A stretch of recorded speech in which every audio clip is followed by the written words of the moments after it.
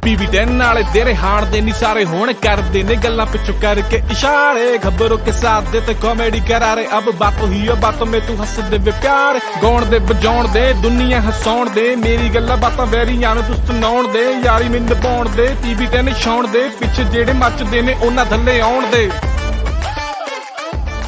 सुनिए brand new podcast PB10 with Rangroot. हाँ जी, होर किद्दां फेर? तो स्टार्ट करते हैं एक पॉजिटिव अनाउंसमेंट से कि we have crossed 500 downloads in 40 days. Thank you so much guys for this love and support. I know very small achievement है, but still I wanted to share it with you guys and thanks again for making it 500। So moving on, welcome to the 4th episode of podcast PB10 wherein आज हम discuss करेंगे about Maharashtra government order of asking its officials to से वंदे Mataram instead of hello.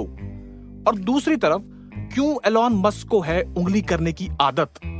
इसके बाद सुनेंगे about Canada dreams and last में why main can't do करवा चौथ fasting. तो करते हैं शुरू, let's go with the flow.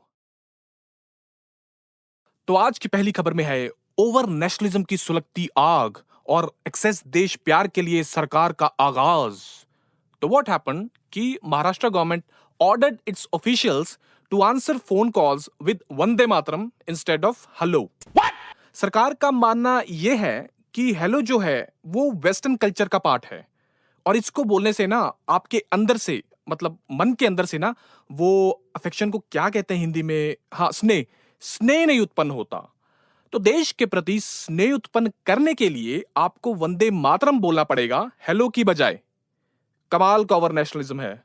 खैर जस्ट इमेजिन, ये ऑर्डर अभी तो गवर्नमेंट ऑफिशियल्स के लिए है, अगर ये ऑर्डर हम सब पे इंप्लीमेंट हो जाए तो क्या होगा। पहला, हमारे नेटवर्क इश्यूज कितने होते हैं, राइट?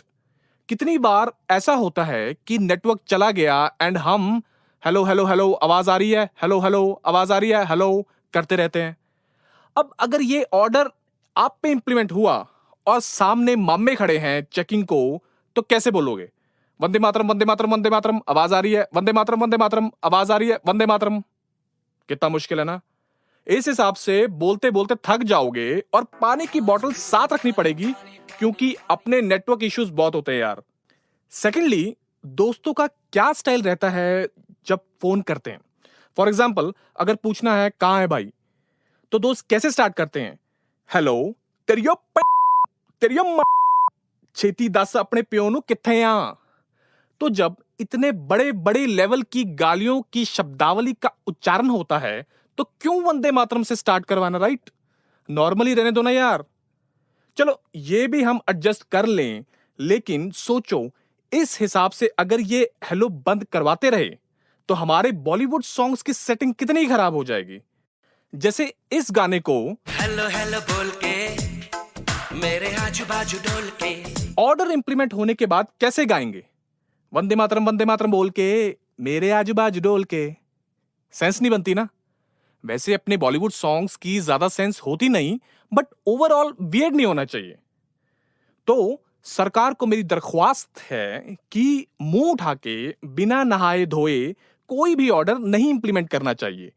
जनता से पूछना सीखिए। माना आपको आदत नहीं है इसकी, पर ट्राई तो कीजिए। On a little serious note, do you really think that such gimmicks could inculcate nationalism? Do share your views regarding this order to me at beingrangroot@rangroot.in। अब आते हैं इलॉन मस्क पे। इन भाई साहब को पता नहीं क्या चाहिए जिंदगी से। साला दुनिया का रिचेस्ट पर्सन है, फिर भी जबरदस्ती हर जगह उंगली करने के लिए टाइम निकाल ही लेते हैं।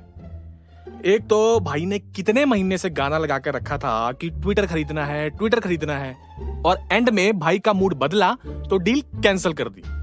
अब फिर से नेगोशिएशन शुरू कर दी इस पर। मुझे लगता है इतना पैसा होने का नुकसान यह है कि बंदा जल्दी बोर हो जाता है, इसीलिए मजे के लिए ऐसी उल्टी सीधी हरकतें करता रहता है। पर इन भाई को कोई समझाओ कि इनके मजे के चक्कर में पूरी इंटरनेशनल मार्केट हिल जाती है।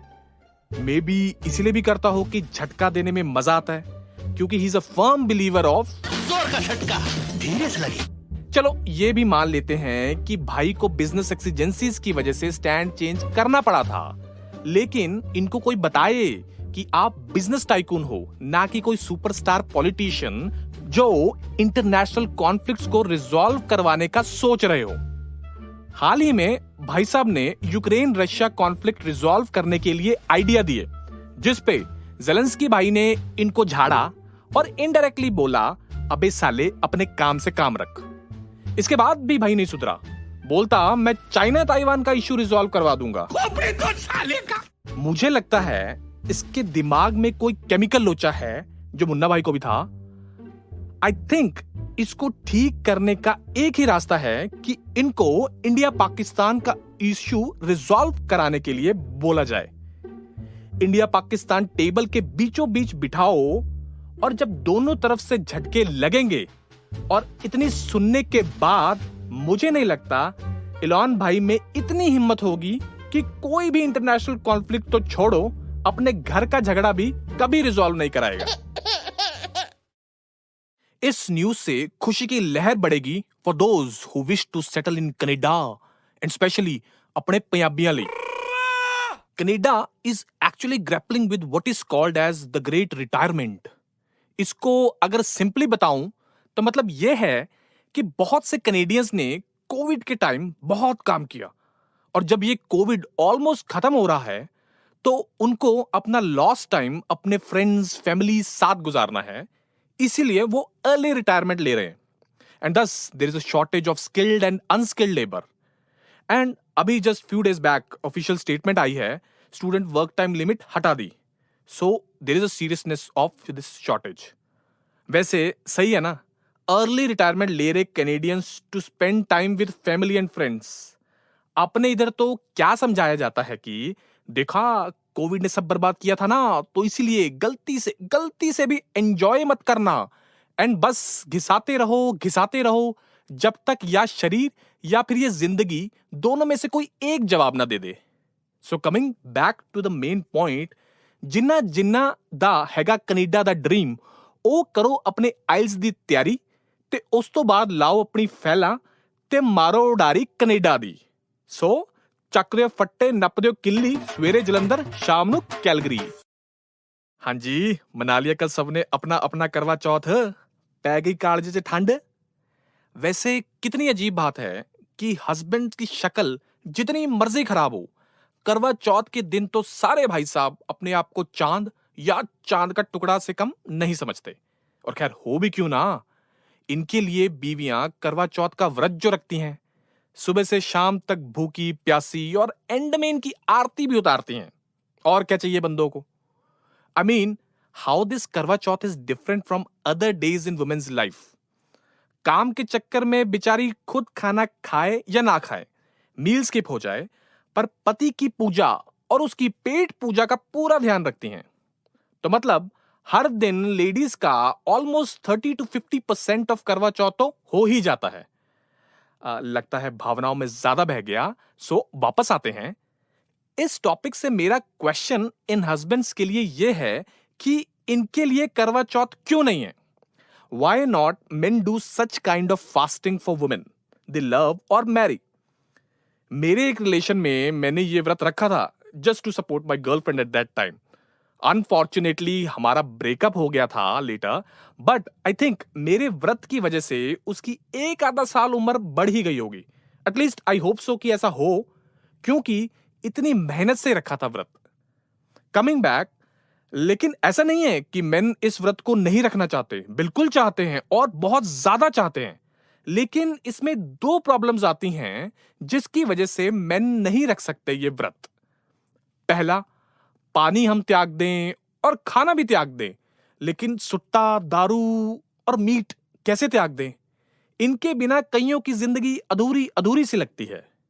दूसरा, मेन वाइफ के लिए व्रत रख सकते हैं, लेकिन तभी हमें और भी महिलाओं का ख्याल ऑटोमेटिकली आ जाता है।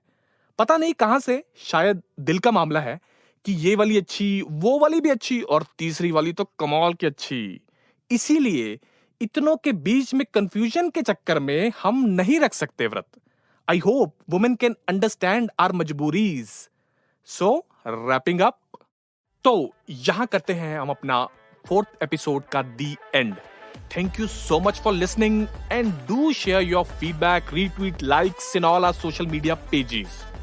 You can write to me personally about any suggestion, views or opinions at beingrangroot@rangroot.in.